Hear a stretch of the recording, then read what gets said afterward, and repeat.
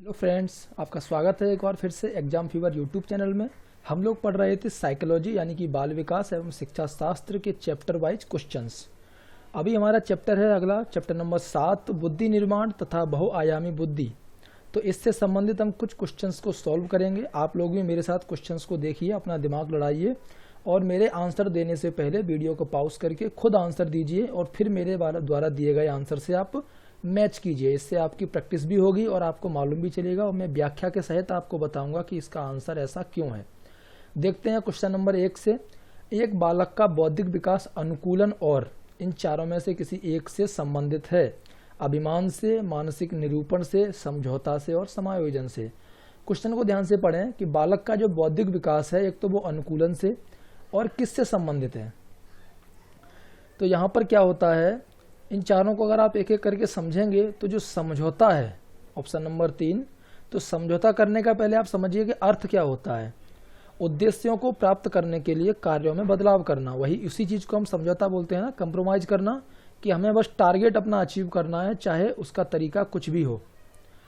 तो एक बालक उद्देश्य के बारे में सूचना के साथ समझौता करके अपनी योजना को बदलता है। तो बालक का जो बौद्धिक विकास है वो अनुकूलन और समझौता से संबंधित है, क्योंकि कैसे भी करके उसको अपनी बुद्धि के द्वारा अपने टारगेट को हासिल करना है। तो क्वेश्चन नंबर 1 का ऑप्शन नंबर 3 सही आंसर है। क्वेश्चन नंबर 2 देखेंगे अभी। निम्न में से कौन सी बुद्धि के बहुप्रतिभा सिद्धांत की आलोचना है।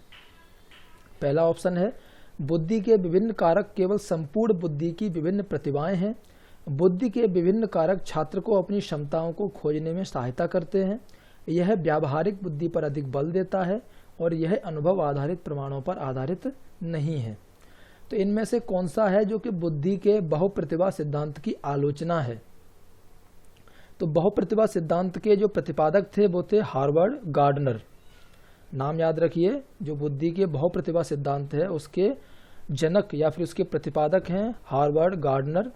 उनके अनुसार क्या था कि मानव बुद्धि विभिन्न योग्यताओं, प्रतिभाओं और मानसिक कौशलों का समूह होता है जो ज्ञान के विभिन्न क्षेत्रों से संबंधित होते हैं।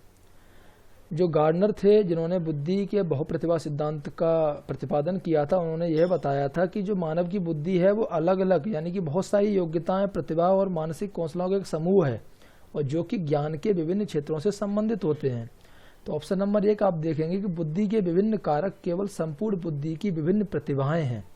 ये इससे काफी मैच करता है, यानी कि ये इस सिद्धांत की आलोचना है, मैच नहीं करता, सॉरी। ये इसमें बोला गया है कि बुद्धि के विभिन्न कारक केवल संपूर्ण बुद्धि की विभिन्न प्रतिभाएं हैं, जबकि जो बुद्धि का जो बहुप्रतिभा सिद्धांत है उसमें क्या कहा था कि बुद्धि विभिन्न योग्यताओं, प्रतिभाओं और मानसिक कौशलों का समूह होता है जो ज्ञान के विभिन्न क्षेत्रों से संबंधित होते हैं।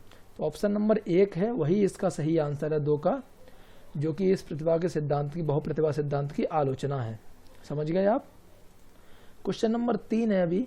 बच्चों से अनुक्रिया प्राप्त करने के लिए आदर्श प्रतीक्षा काल निम्न में से किसके समानुपाती होता है। पाठ्यक्रम में एक विशेष विषय को दिया गया समय, प्रश्न का कठिनाई स्तर, छात्र द्वारा पिछले अध्याय के प्रश्नों के उत्तर देने में लगा समय और प्रश्न का वास्तविक जीवन से संबंध। तो बच्चों से अनुक्रिया प्राप्त करने के लिए आदर्श प्रतीक्षा काल है वो किसके समानुपाती होता है।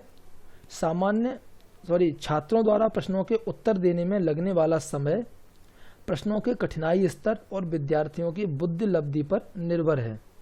तो ये प्रश्न का जो कठिनाई स्तर है इस पर निर्भर होता है छात्रों द्वारा प्रश्नों के उत्तर देने में लगा समय, यानी कि जो प्रतीक्षा काल बोला जाता है वो किसके समानुपाती होता है, प्रश्न के कठिनाई स्तर के समानुपाती। प्रश्न जितना कठिन होगा क्वेश्चन देने में उतना ही ज्यादा समय लगेगा और साथ ही साथ विद्यार्थियों की जो IQ है, बुद्धि लब्धि है, उस पर भी डिपेंड करता है। तो यहाँ पर जो ऑप्शन नंबर 2 है प्रश्न का कठिनाई स्तर, यही इसके लिए एक सूटेबल आंसर है, ऑप्शन नंबर 2 क्वेश्चन नंबर 3 का।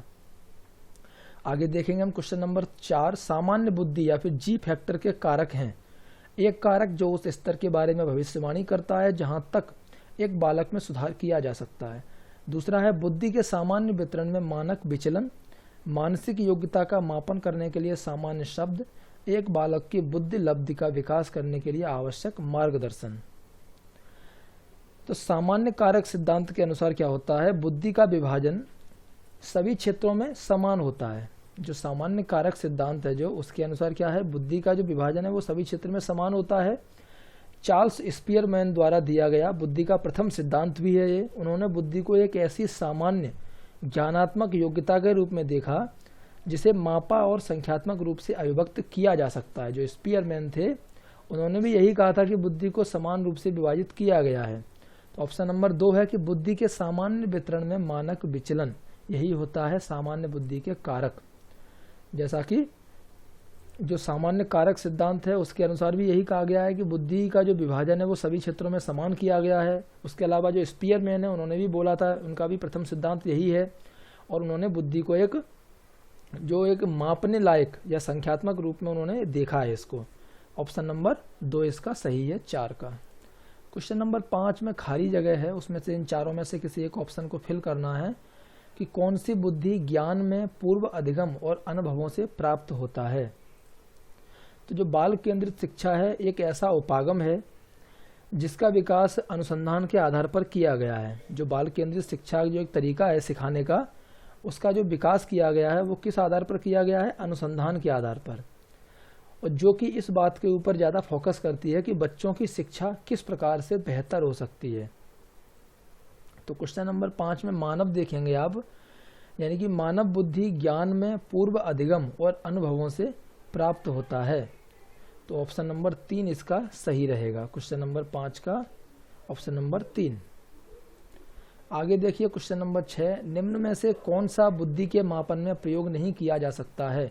प्रश्न का उत्तर देने में लगने वाला समय, विद्यार्थी की अनुकूलन क्षमता, विद्यार्थी की शिक्षक का ध्यान आकर्षित करने की योग्यता, या प्याजे संबंधी कार्य। इनमें से कौन सा जो एक ऑप्शन है जिसे हम बुद्धि को मापने के समय प्रयोग नहीं कर सकते हैं। तो क्लियर है आपके सामने ऑप्शन नंबर 3 कि विद्यार्थी की शिक्षक का ध्यान आकर्षित करने की जो योग्यता है ये कहीं भी IQ लेवल मापने में हम यूज नहीं करते हैं, बुद्धि को मापने में यूज नहीं कर सकते, क्योंकि अध्यापकों का ध्यान आकर्षित करने की योग्यता विद्यार्थियों के बुद्धि के मूल्यांकन का आधार नहीं हो सकती है। तो 6 का ऑप्शन नंबर 3 सही होगा। अगला है क्वेश्चन नंबर 7, निम्न में से कौन सा अवलोकन गार्डनर की बहुबुद्धि के सिद्धांत का समर्थन करता है। पहला ऑप्शन है मस्तिष्क के एक भाग में हुई क्षति केवल एक योग्यता को प्रभावित करती है, न कि संपूर्ण मस्तिष्क को। दूसरा है बुद्धि विश्लेषणात्मक, रचनात्मक और व्यवहारात्मक बुद्धियों के बीच अंतःक्रिया है। तीसरा है विभिन्न बुद्धियां अपने स्वरूप के पदानुक्रमात्मक हैं। और चौथा है अनुदेशों को तैयार करते समय शिक्षक को शैक्षणिक खोज के किसी विशिष्ट सिद्धांत का अनुपालन करना चाहिए। तो गार्डनर का जो बहुबुद्धि सिद्धांत है उसके अनुसार क्या था कि मानव की बुद्धि को एक से अधिक तरीकों से परिभाषित किया जा सकता है। उन्होंने 8 अलग अलग प्रकार की बुद्धि का वर्णन किया था, जैसे कि भाषाई बुद्धि, तर्कपूर्ण गणितीय बुद्धि, स्थानिक बुद्धि, शारीरिक गतिसंवेदी बुद्धि यानी कि शारीरिक कुशलता, संगीत बुद्धि जो कि संगीत में कुशल होते हैं, अंतः वैयक्तिक बुद्धि यानी कि लोगों के साथ व्यवहार करने में जो कुशल हैं अलग अलग लोग, अंतर वैयक्तिक बुद्धि यानी कि स्वयं में बुद्धिमान, और प्रकृतिवादी बुद्धिमान। तो उनके अनुसार जो ऑप्शन नंबर 1 है कि मस्तिष्क के एक भाग में हुई क्षति केवल एक योग्यता को प्रभावित करती है, न कि संपूर्ण मस्तिष्क को। तो ये गार्डनर ने बोला था। तो गार्डनर का बहुबुद्धि सिद्धांत के अनुसार अगर 8 अलग अलग तरीके की बुद्धि हैं तो जब एक भाग में प्रॉब्लम होगी तो एक ही भाग को यह प्रभावित करेगी। 7 का ऑप्शन नंबर 1 सही आंसर है। क्वेश्चन नंबर 8, एक जटिल उपकरण के पुर्जों को जोड़ना खाली जगह है कौन सी बुद्धि का एक उदाहरण है। संगीत, तर्कशील, स्थानिक और भाषाई। अभी अभी आपको पढ़ाया मैंने कि गार्डनर ने जो 8 बुद्धि के बारे में बताया था उनमें से आपको बताना है कि एक जटिल उपकरण के पुर्जों को जोड़ना कौन सी बुद्धि का एक उदाहरण है।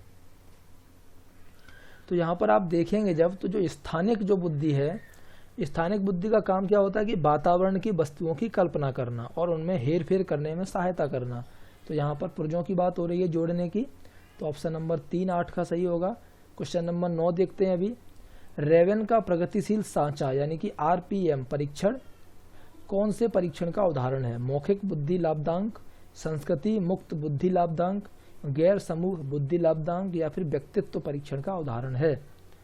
तो यहाँ पर आप देखेंगे जो RPM परीक्षण है वह संस्कृति मुक्त बुद्धि परीक्षण का उदाहरण है, ऑप्शन नंबर 2। इन परीक्षणों में सामान्य बुद्धिमत्ता के बहुविकल्पी प्रश्न होते हैं, इसीलिए यह संस्कृति मुक्त बुद्धि लाभदांक परीक्षण का उदाहरण है। तो 9 का ऑप्शन नंबर 2 सही होगा। क्वेश्चन नंबर 10 है कि नृत्य किस प्रकार की बहुबुद्धिमत्ता से संबंधित है, स्थानिक, भाषाई, संगीत या फिर प्रायोगिक। तो कुछ प्रयोजन जो कि पूर्ण गतिविधियां करने के लिए अपने शरीर या उसके हिस्सों का उपयोग करने वाले व्यक्तियों को शारीरिक रूप से प्रायोगिक बुद्धिमत्ता का प्रदर्शन करने वाला कहा जाता है। जैसे कि नृत्य है तो उसको आपको अगर नृत्य करना है तो उसके लिए प्रायोगिक जो बुद्धिमत्ता है उसका यूज होता है, प्रायोगिक बुद्धिमत्ता से ये संबंधित होता है। तो 10 का ऑप्शन नंबर 4 सही आंसर होगा। आप लोगों के कितने क्वेश्चंस के आंसर मुझसे मैच किए कमेंट करके मुझे ज़रूर बताएं। वीडियो आपको कैसा लगा, अगर अच्छा लगा है तो लाइक एंड शेयर कीजिए, और साथ ही साथ इसके बाद का जो चैप्टर है भाषा और चिंतन, उससे संबंधित क्वेश्चन की प्रैक्टिस के लिए आप अगले वीडियो को देख सकते हैं। धन्यवाद दोस्तों।